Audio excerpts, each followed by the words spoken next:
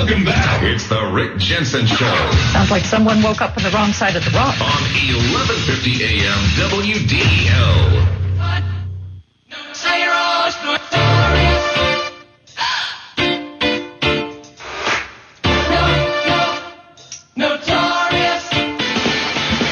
Running against the notorious Tony DeLuca, State Senate.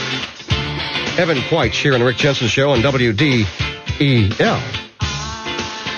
I just wanted to play disc jockey there a little bit. You know how they always talk in between the singing? All right. So, about an hour and 10 minutes ago, Nicole Tice sent me an email saying, hey, there's a committee that's now looking at this school-based wellness center bill, which tells parents you're not allowed to know what your child's being treated for at the wellness center in school unless your child says so. Yes. And this could be anything from sexually transmitted diseases to drug, alcohol, and substance abuse, counseling, things like that. I'm wondering, really? Cancer? This is insane. And Evan, the reason you're on is because you found out that this bill actually uncovered something else that's going in Delaware State Code that troubles you, right? Yeah, well, there's a few things here. I think, first of all, you've highlighted, or you and Nicole, between the two of you, have highlighted a couple of things that are interesting, first of all, second of all, sad, and third of all, that we need to be aware of going on in our state government. The first is the ever-growing and increasing and encroaching hand of government inserting itself into all kinds of areas, whether it's religion or the home life, to replace any authority figure, whether it's God or it's a parent. You have government thinking it can do everything better than everybody. And the problem is that more times than not, government fails to do anything as well as anybody else. So that's one thing that you've exposed here. The other thing that you and Nicole have exposed is the rapidness with which legislation will find its way through committee and be passed. This is a bill, and I want to tell you and your listeners, for those of your listeners who don't know Nicole and her organization, the Delaware Family Policy Council, they are out in front of almost every single issue that faces parents and families in this state. And the fact that they knew only within minutes of when the committee was going to meet that this bill was going to come to the floor exposes an openness and transparency problem that we have, because our legislators are now in committee debating this bill, and we haven't even talked to them about it. They have no idea what their constituents want or don't want. And I know they have no idea what the parents in their district feel like. And I know that's a thrust of your campaign for state senate: openness, transparency, whether you agree with everything that Evan talks about or not, as opposed to building some extra secure doors to keep people out of what is currently Tony DeLuca's office. Yeah, right. I know. I mean, we ought to be opening it up, and we ought to be holding these proceedings online where people can go from their work computer, and even if they get the notice that there's a committee meeting within minutes, they should be able to see that committee meeting live on the internet. It's not expensive. It's not hard to do. It's just something that our government has failed to do. And another thing that I wanted to point out with this bill is that it's going to dovetail into the Obamacare bill. The Obamacare bill includes provisions that allow wellness centers to receive money to perform services based on Planned Parenthood's recommendations. And we all know what that means. There will be abortion services provided at these wellness centers as well, if they're not already. Well, probably not in the center. And, one of the most troubling things about that is with Planned Parenthood, they aid and abet and support minors being transported across state lines for abortions. And we have the manager of one in Texas who came out and said, I had to quit because we are being told to do less counseling and just perform more abortions because there's more money in it. Hang on for a second. It's 3:39 at WDEL. We have to get to Traffic Watch on the 9s, and then we'll be back with Evan Queitsch. And even, by the way, even if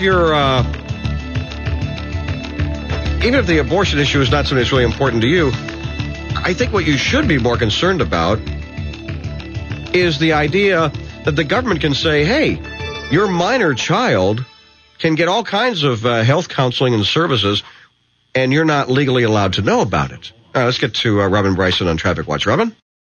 11:50 a.m. WDEL. So I guess unless they've taken a break right now in Legislative Hall, the long title, Economic Development, Banking, Insurance, and the Commerce Committee is engaged in a hearing on this school-based wellness center bill that basically would have to abide by Delaware law, Title 13, that says your child can receive confidential services, medical services, without your consent. And you do not have the right to information about these services unless your child gives the wellness center permission to share that information. And it actually lists condoms, oral contraception, pregnancy screening. Okay. So you're not allowed as a parent to counsel your child on pregnancy? The state thinks that they're a better parent than you are? Diagnosis and treatment of sexually transmitted diseases. So that means they get counseling you'll know nothing about, whereas you as a parent may be one of those who would like to guide, counsel, and direct your child when it comes to sex. 13-year-old child, 14. Evan Queitsch, candidate for state senate. I think this, as you mentioned, Evan, unveils something that's even more troubling, and that is that in Delaware law, we have this Title 13, Section 710, that says the state's smarter than parents and that you don't need to know what your kids are up to. Well, you're exactly right, and I think what this does is it sets up the state to interject itself as the parent in between the parent and the child. And for those of us who are parents, and I have 4 children, it's troubling to me that any of my kids, whether it's my oldest boys or my middle girl or my youngest son later in life, would be able to go into a school, get health services, and I would never know about it. I mean, take away, any opinions that you have on whether a service is useful or not useful. You should know as a parent what your kids are getting as far as services go.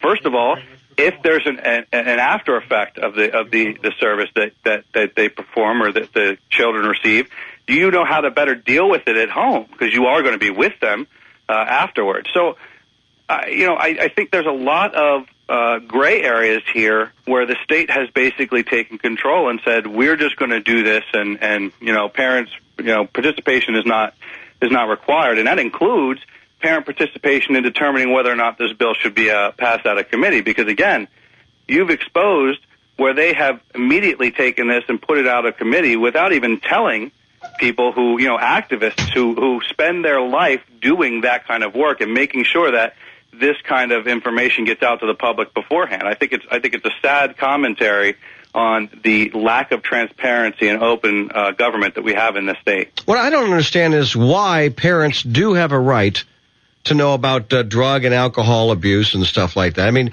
I'm wondering at what point do they slide that into the list of confidential services? At what point do you not have a right to know if your child has been treated for cancer? I mean, right now you do, and you do have the right to information about minor illnesses and injury with referral for treatment of a chronic illness and things like that. But if they can slide some of these other things into confidential services, what stops them from sliding everything else into this column of confidential services? I guess all they need is a good lobbyist to convince like a Brian Bushweller to put this into this other category, like they have with the sexual activities. Well, there's nothing stopping them from doing that, and we have a couple of examples of that. On the federal level, we have Obamacare, which regulates everything under the sun, including these health wellness centers. And secondly, we have one locally, which you reported on last year, and which I was involved in last year, and it's a different subject, but that's the transportation laws with regards to where basketball hoops can be placed. Yeah. So we can see how a bill can throw things into parts of the titles that we'll never see until it affects us. And then all of a sudden, when they're ripping our basketball poles out or treating our kids for whatever pregnancy or sexually transmitted diseases they have, then we'll find out about it if they tell us. So, what do you do? Well, I think, first of all, we have to get engaged. We have to have people calling their representatives and senators and asking them two questions. Number one, we want to know what their positions are on Senate Bill 135, whether or not they support or oppose government removing the parental rights of parents with regards to our kids in school wellness centers. And I think the second thing we have to ask is where they stand on open government and transparency. Where are you on allowing people an opportunity to actually contact their legislators before a bill comes to the committee or before a bill comes to the floor, as opposed to after everything's already been done? Because right now we have an opportunity to talk to them after things have been voted on, after things have been debated, but not prior to. Right. Did we just lose them? Yeah. Well, we got him at the end of the sentence anyway. I'm still here. Oh, okay. It's not prior to click. It sounded like. All right, Evan Queitsch, thanks for calling. Appreciate it. Keep an eye on this thing. Let us know how it goes. Thanks, Rick. We'll do that. All right, 478-WDEL, 478-9335. You know, even if you are a social warrior here in Delaware on the liberal side, if you believe that, yes, we should have federally funded abortions for those who need them, if you believe that it's women's rights, women's choice, I'm wondering if anyone listening has a cogent argument for why a 13, 14, 15, or even 16-year-old girl should be able to have an abortion without the parents knowing, or in the case of this particular legislation that's being proposed, should be treated for STDs without the parents knowing it, should get pregnancy screening and perhaps referrals without the parents knowing it. Just because there's some bad parents, does that mean we should be legislating under the supposition that, well, then all parents are bad, or most parents are bad, or we'll legislate for the bad parents, but then the good parents have to figure out a way around it? Is that how we should be doing it? I like what Nicole said. You govern from strength, not weakness. You lead from strength, not weakness. Makes sense. 478-WDEL, 478-9335. No, I'm serious about that. Is there really a cogent argument for having a law that, in essence, says you parents don't need to know about an issue of pregnancy or an STD that affects your daughter's life in these ways? Really? Don't need to know about the behavior that could be damaging to their health and well-being? All right, so 478-WDEL, 478-9335. Before we get to Traffic Watch on the 9s. Oh, good, we got somebody? Okay, good. Well, hang on, we'll get to that phone call. 1150 AM, WDEL and WDEL.com. So right now, a committee at Legg Hall is considering a bill that would allow kids to get certain medical services without telling the parents. STDs, pregnancy screening, oral contraceptions, things like that.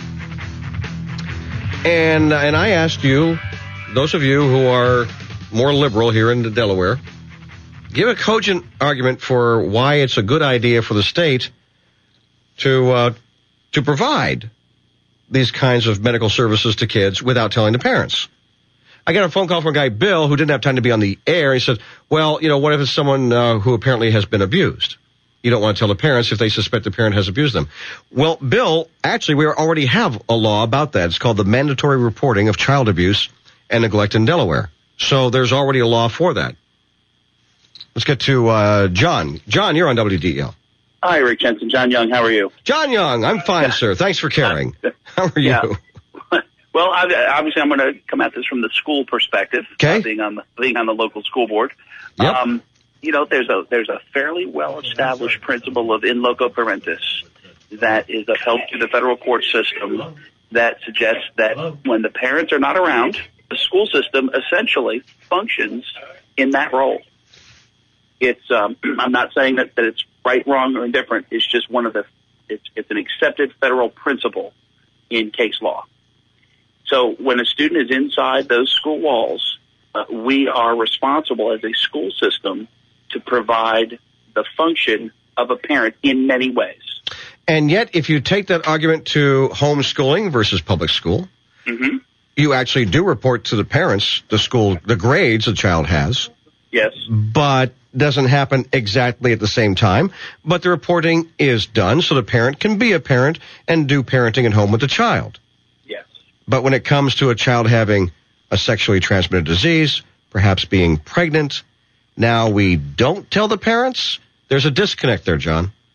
Well, I'm not going to argue the privacy issue so much as what's happening is the line is getting blurred as to the actual service provided versus that next leap, which is the communication with the parents. Yeah, it is. I agree. It's getting blurred, and it shouldn't be.